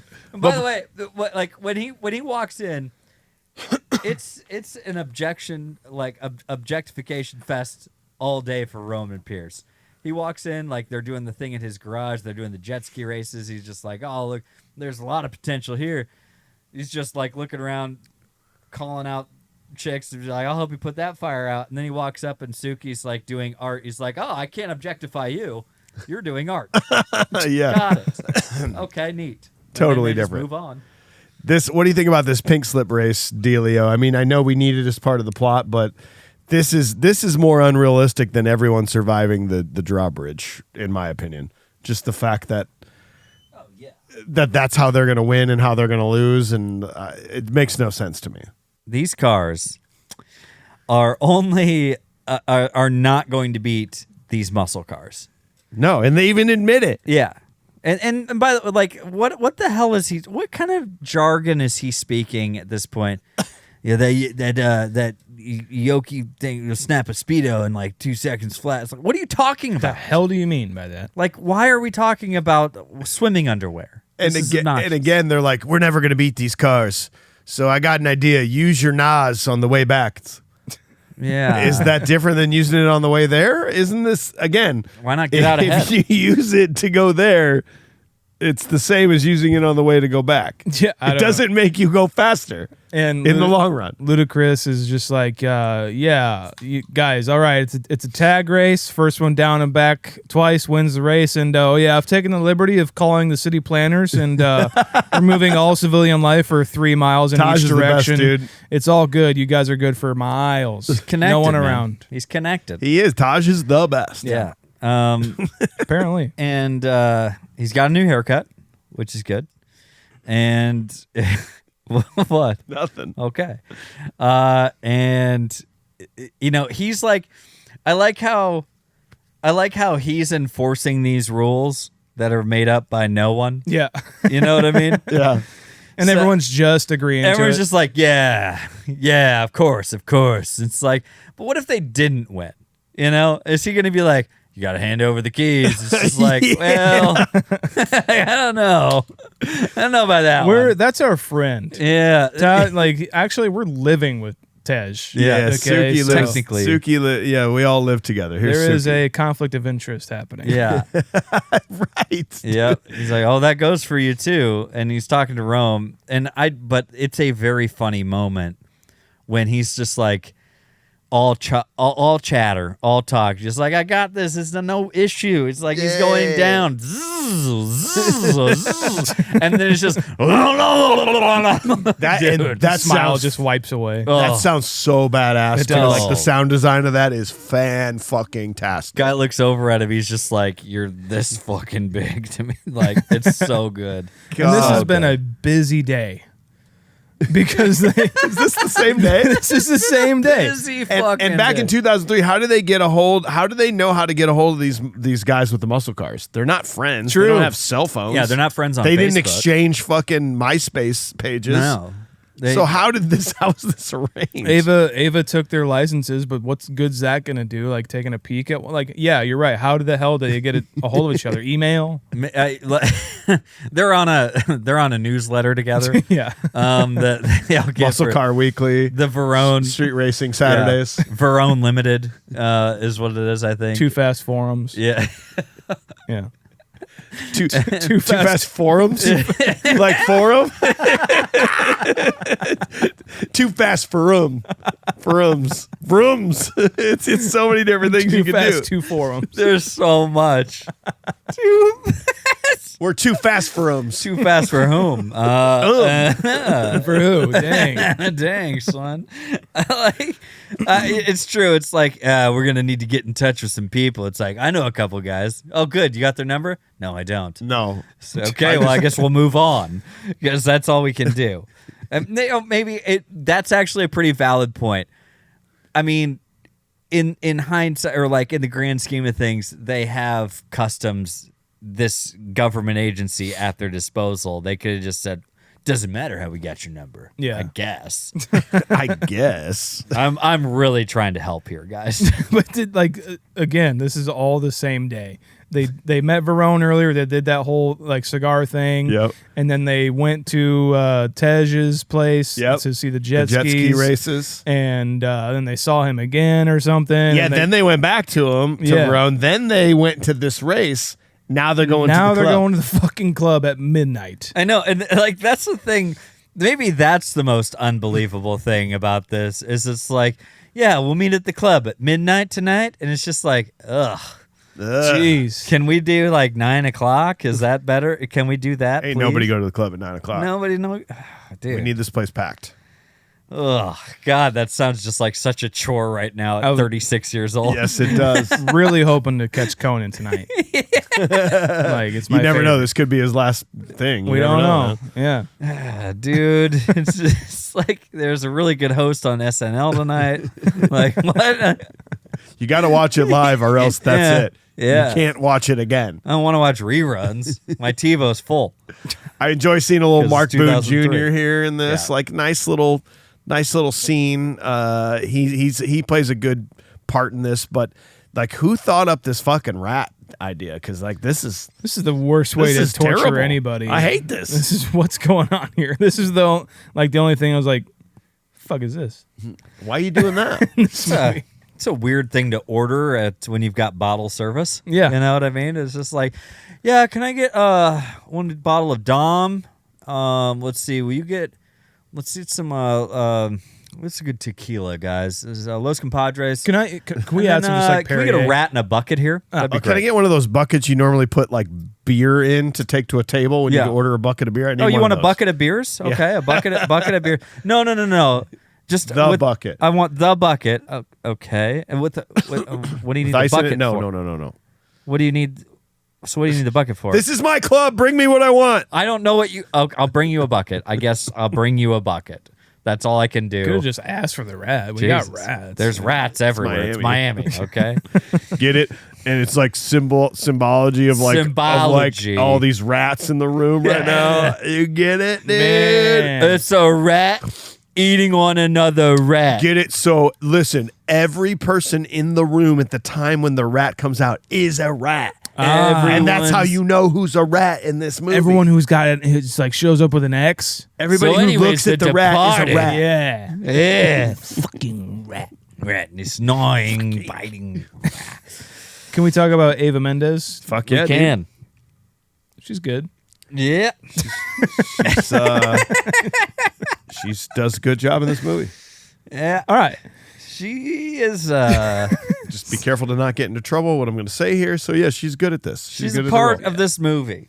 I noticed this time around. I watched it again today, and when Rome goes somewhere else, Take a and- piss. Yes, and you go do that, and Ava and Paul Walker are just walking, and she's walking with him, and they're like kind of close. They're clear swinging swings with the girls in them or whatever. She bumps into one. Does she really? Paul Walker's like doing a monologue to her, and she's like looking up at him. She's like, she like pushes it away. Oh, I did notice that. I was like, that's what happened to her. God damn it. It's kind of messed up though. Her character, like, you know, so far we know that Verrone's been trusting her deeply for 11 and a half months. Yeah. And that he's keeps close tabs on her. She very rarely leaves. But yet so far we've seen she showed up at a street race, just was there. She showed up at a private airport. She showed up in the back of a truck. she showed up in the car of another man pulling up outside of his house that probably has cameras. And then she like apparently swam over to the boathouse because she looks sopping wet in this scene. And like, and we're surprised that Verrone's onto her. You know, it's just it's a little bit of a weird setup, the fact that she's living with him but getting away to do all these things. That's a bit about the only part that I'm kind of like, I don't know, but fine, whatever. Yeah, like her excuse of like goes with friends kind of a thing do later have friends. on. Well, you've actually never hung out with anyone in the last 11 and a half What are your months. friends' super names? weird. Yeah, what are their names? I'd like to meet them. Bring them over to the house for Yeah. a pool party. Why don't you just bring them here? We've got like a chef on hand. Why do you need to go to brunch?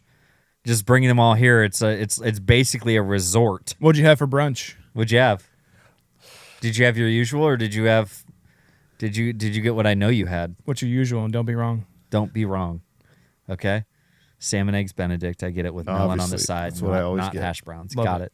It's good. That's what I always I know get. because you're trying to be healthy. I know. Okay. I know you're watching your figure. Okay. Okay. Skinny mimosas. Is this where Verrone comes and finds At the boathouse? Yeah.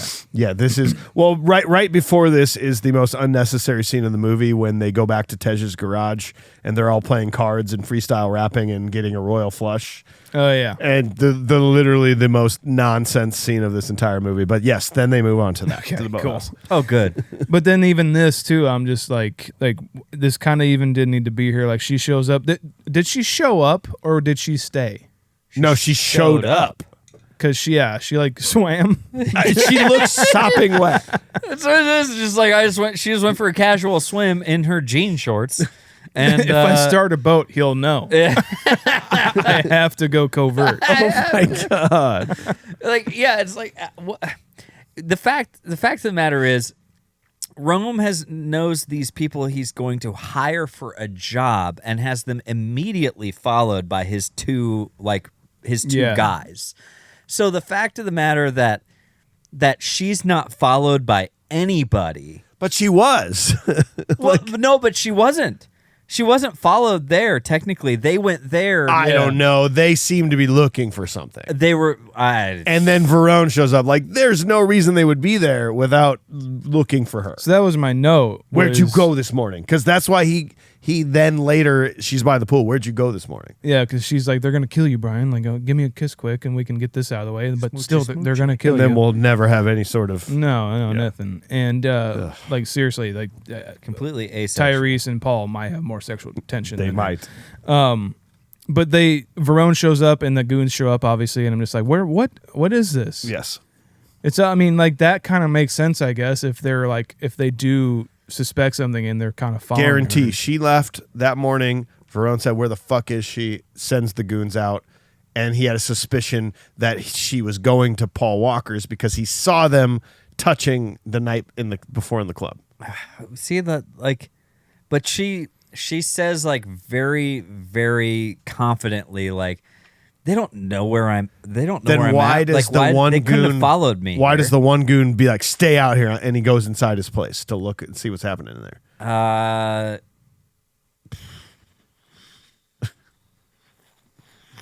And then why does Verrone show up when his goons are already there? We're wasting a lot of That's time. a good on this point. scene. Well, on a scene that doesn't matter. It kind of matters. It doesn't matter. You're right. I'm just like, for some reason, I want to know. You know what? You know what the weirdest fucking part of this whole thing is that Verrone shows up. That's what I'm saying. Yeah. You're right. He's got goons to do that. Why is he there? And I came to tell you that you're doing the thing tomorrow that you're going to do. oh yeah. By the way, they're gonna be riding with you. You could have just called us. Yeah. Yeah, You this just done that over the phone. this was a answering machine thing that you could have just done. We didn't have to get into a fist fight on our boat. Nope. We didn't have to do We that. didn't have to do that. So Well, final scene, scene 5, Brian and Roman transport Verrone's money with Enrique and Roberto, that's their names, riding shotgun. The police close in before the 15-minute delay, triggering a citywide chase. The team uses a warehouse switch involving dozens of decoy racers to confuse the police. Roman ejects Roberto from his car, and Brian figures out Verrone's real plan to escape by boat, not plane. At the docks, Roman saves Brian and they chase after Verrone, crashing their car into Verrone's yacht. With Verrone arrested and their records cleared, Brian and Roman walk off into the Miami sunset with just enough of Verrone's money stashed away to fund a new garage. Yeah. Pockets ain't empty, cuz. Pockets ain't empty. He gets like right in his face too. He's like, pockets ain't empty, cuz. That's what I'm talking about. It's like maybe they shot that one in reverse. Like they shot that scene fairly early in the shooting schedule because again, Paul Walker doesn't feel good in this. No, one. It doesn't feel good in that. Like Tyrese, are they saying that Paul Walker also has money hidden away? He must, or does he know that Tyrese stole some? No, he has his own stashed away. Pockets ain't empty, cuz. Pockets ain't empty, cuz. It's awkward. We ain't going hungry. It's just the way he says shit. Sometimes it's the way like. It's the early 2000s thing where it's like, why is he talking like that? Why do you need to talk like that? I want to talk about it. Well, no, I want to hear about this dude. I said, forget about it, cuz.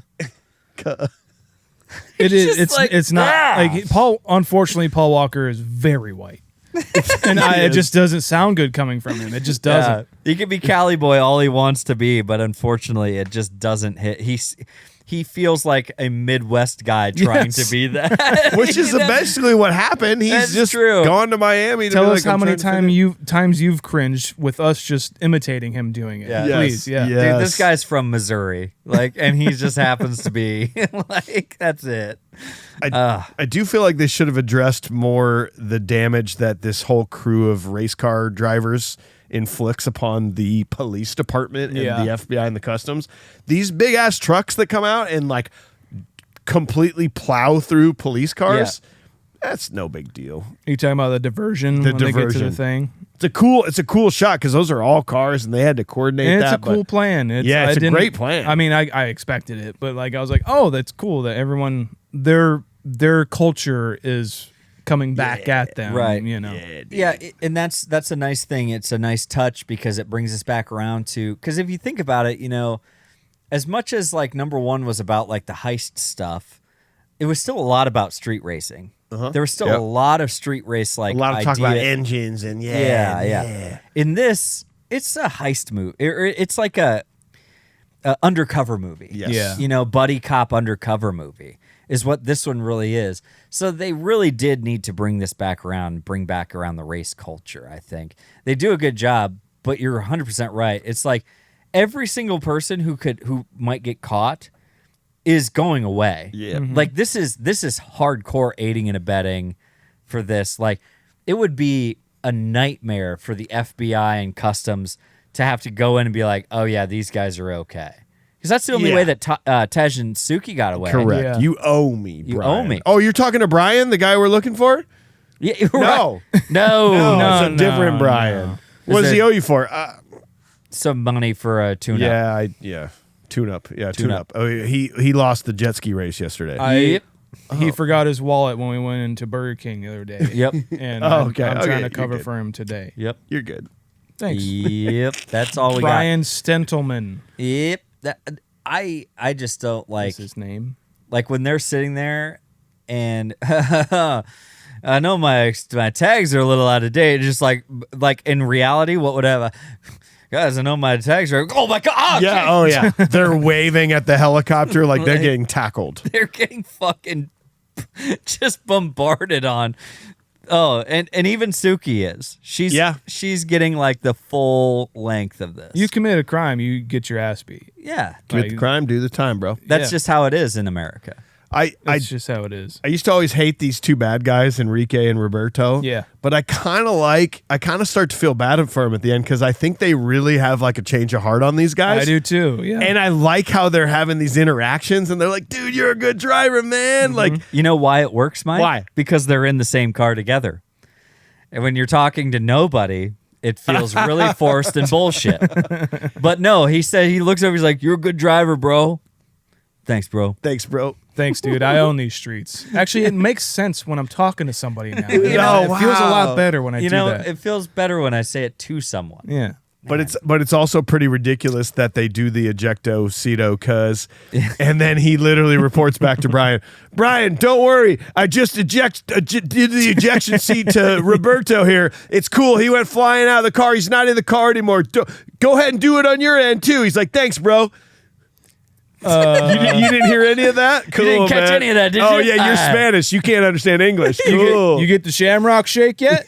Yeah. McRib's back, bro. Pretty good. He didn't hear Should we a stop the single drive-thru? fucking thing. Dude, and again, this is if Brian had the cringy moment at the end of like pockets empty cut, then this is the awkward moment. You're literally making me awkward thinking about You it. know, you can feel it, can't you? Pocket empty cut. It's the worst acting moment of this movie. Just wash my hands. I need to do it again. I know. It's like, I didn't get enough soap. Oh God. Okay. I'm sweating, and it's not because the AC is off in this room. It is because of that. Because he got so close. But it's the moment for Tyrese, for Roman Pierce, when he's like, yeah, you know, this car's pretty cool, huh? American muscle. Got some American muscle, you know. He's got lots of other cool things. You want to see? But see? it's not like that. I actually like Tyrese doing that. Kind of like drives me nuts, man. No pun intended. But it's just it's another cringe moment for me, dude. It's nice, and this whole thing, like driving, racing to the boat, ramping onto the fucking boat. Holy shit, man. Very Starsky and Hutch. Yeah, it's pretty ridiculous, but like I honestly don't care at this point. I don't either. This is the moment that actually you can look back after watching Fast 10. Were we the ones that came up with Fast 10 your seatbelts? My friend Brent came up with that. It's the greatest thing ever. They literally fucked up by not calling Fast 10 your seatbelts. But by the way, I've seen that. I've seen other people coin or try to like coin it. It doesn't matter. They stole it from us, who we stole it from Brent. So. But this moment right now in this movie is the reason we have the rest of the Fast franchise. Yes. It is this moment when the franchise flips and goes, aha. And I know you need to raise the stakes. I know you need to get more asses in the seats and like do bigger things and keep going and get The Rock in there. Got to have it. You gotta have The Rock, dude. Jack Black's going to be here in no time. I guarantee it. Ryan fucking Reynolds. Simon Pegg is on his way here. It's just going to happen. And it, like, think of what you will about, like, these are just, these movies, especially like Fast 10 your seatbelts, knows exactly what it is. Yeah. It's not taking itself seriously until it takes itself seriously. Yes. And that's when I don't like it. But like this, I prefer these kinds of stories to those huge, like, you know, this guy, played by Jason Statham, is the world is under threat. Like, he's got a nuke and we got to stop him. It's like, no, but like, I like it better with Cole Hauser or Verrone just being like a gangster and you're trying to get him. You know, the lower stakes kind of thing is just like it's better to grasp for me. You know what I mean? It's just a more grounded threat. Yeah, that it feels more realistic. So then it feels more dire. Mm-hmm. But it also doesn't feel dire because if they had gone and ramped their car at 130 miles an hour, just. I can see the shot now, them going over the boat and Verrone going like this, and then getting knocked out as they hit the water and drowning and dying, and then Verrone seeing the helicopter shooting Eva Mendes, and then like him getting killed in a standoff. Like, that's like, oh, cool. Yeah. Like, it's not going to affect me in my life. But the nuclear weapon's going to affect me. It's going to end the world. So this is like, if they do it, cool. If they don't, I don't give a fuck. Like, that's how I feel. Like, I get into the mode of like, it's a nuke. How many times does this probably actually happen? That's what I'm saying. That a nuke is about 4 seconds away from detonating, and they stop the clock just in time. But you ain't never seen a car ramp on a yacht, times, bro. But you know what is fucking fun? Crashing a goddamn Hemi, 452 Hemi, whatever.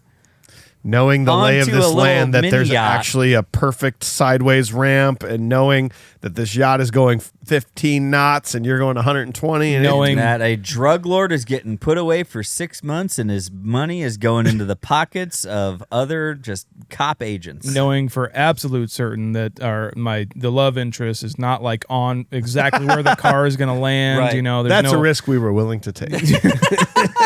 Okay. I do love What if Cole. you crashed right into Ava Mendes? What if you crashed into my face? I do love Cole Hauser at the end of this, though. Like his look at him, like see you soon. Like he's Yeah. like, kind of, like that intimidates me watching him do that. Again, It doesn't look like he's even handcuffed. No. Oh, At he's that kind of time.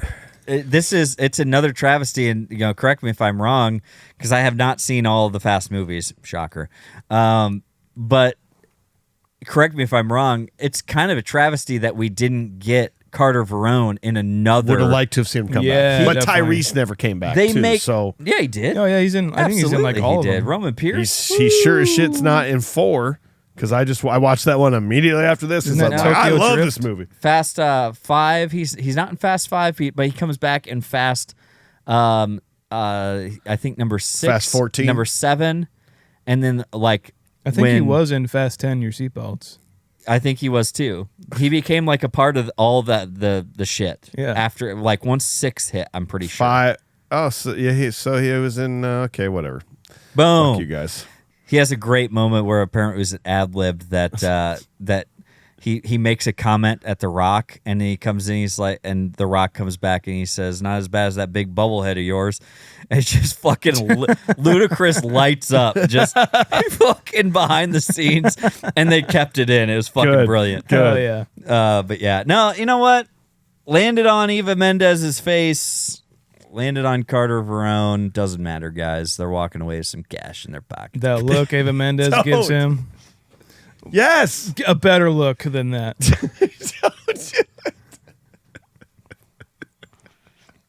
Fuck, say it because He's got this walk. To him.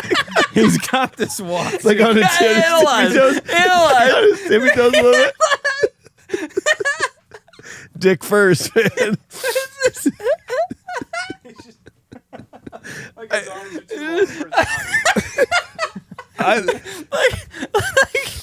like his shirt got washed wrong. Yeah. It's too short, so he's got to kind of compensate. And For some reason, his underwear is wet and nothing else is. he's just wet in the back. Hate Pants it. got wet, and the boat crashed. R.I.P. man. I know. That's why I'm like, I love Paul Walker so much. I do too. This might be the worst moment of his acting career. Is this moment right here. I know, but we're talking about it, and I'm not going to let it go because you know what? He deserves the best, and we're going to talk about him. He is the best. But god damn it, when he is just like he's trying to separate his balls from his leg, and I think that's what's going on. It's And always sticky. everything's sticky. It's Miami, for God's sake. Yeah. So you know, pockets ain't empty, cuz. Anything else you guys want to talk about on this one? All right, we have dissected it with a modern eye. Time to give it a modern rating. Sean, I'm going to go to you first, man. What did you think about this modern day confused breakfast treatment on Could this? someone, for Christ's sake, look what I did for? I got you, bro. Just start talking. What was it, Need for Speed? Fast need. I was super surprised watching this movie, guys. I thought we're in Make You Cry July.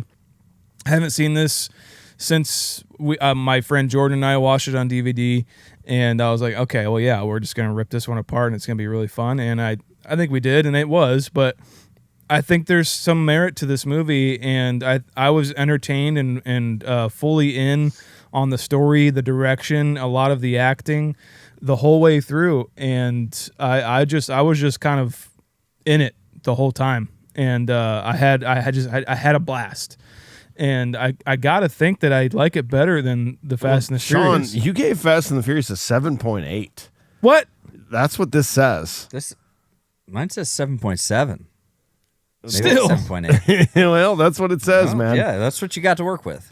Well, okay. What, are you sure? Do you want to start over again? Oh, well, let me. I think I like it better. You're gonna give Too Fast, Too Furious an 8, bro. we're rewinding. When I put this on, man, I fucking hated every single minute of it. And no, I don't know, man. I was just taken with it. I really like it. I think it's really fun. I'm gonna have to re-rank that one for sure. But I'm gonna give this a let's go 6 point. No. Let's go 7.1. 7.1 for Shawners. AJ, what about you, man? I will say that this movie, Too Fast, Too Furious, is the same exact sequel as feeling as Teenage Mutant Ninja Turtles: Secret of the Ooze. Okay, cool. It is the identical sequel post. We got this kind of nice, raw, gritty version, or story that we liked and we enjoyed.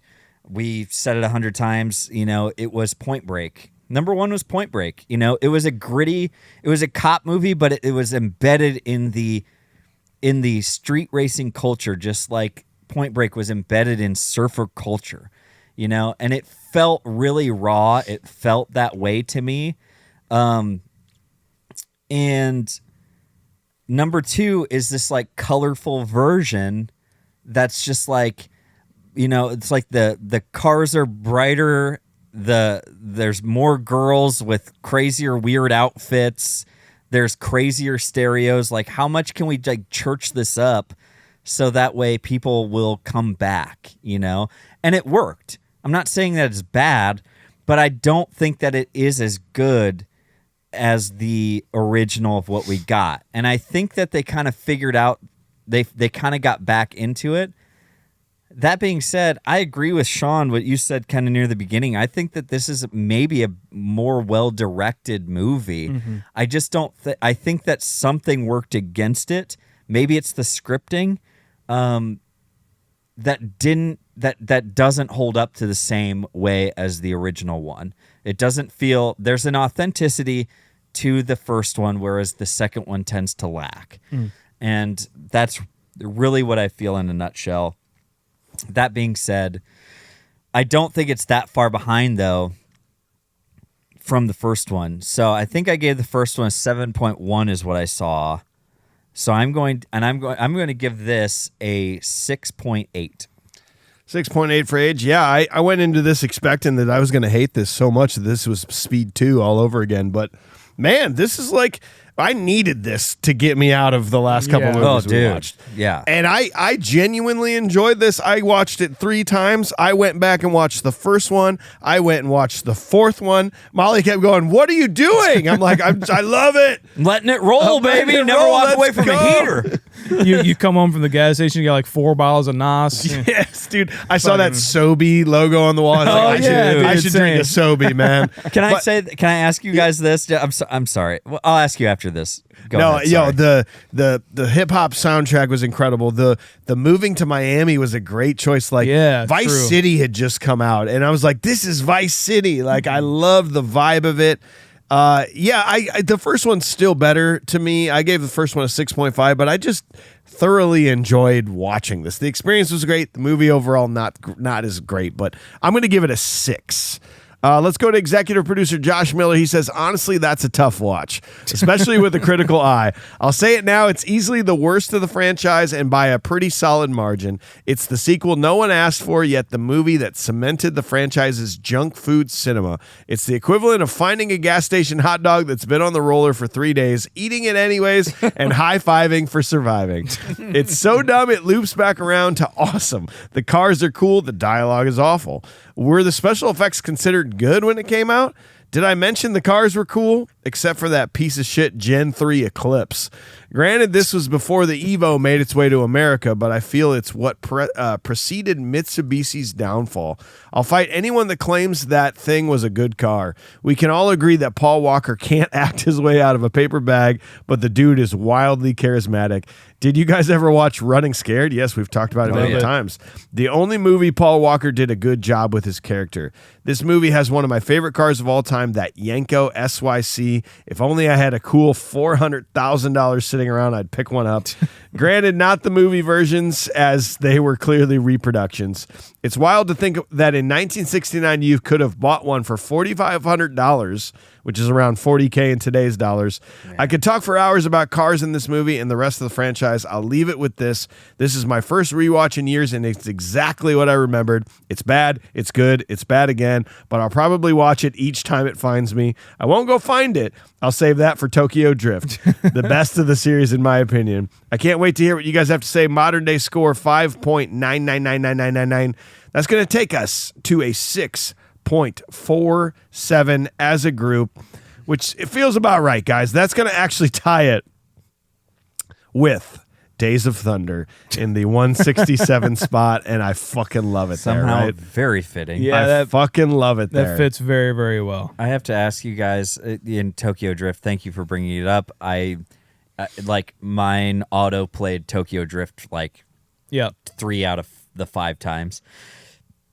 I have to ask you guys, do you feel like we enjoyed this as much as we did because of the movies we watched prior to this? Maybe. Like, or before this, you know what I mean? Like, yeah, Mike is right when it kind of saved us. It's like, you guys asked for this. You guys are like, do bad movies. And I'm like, you sure about that?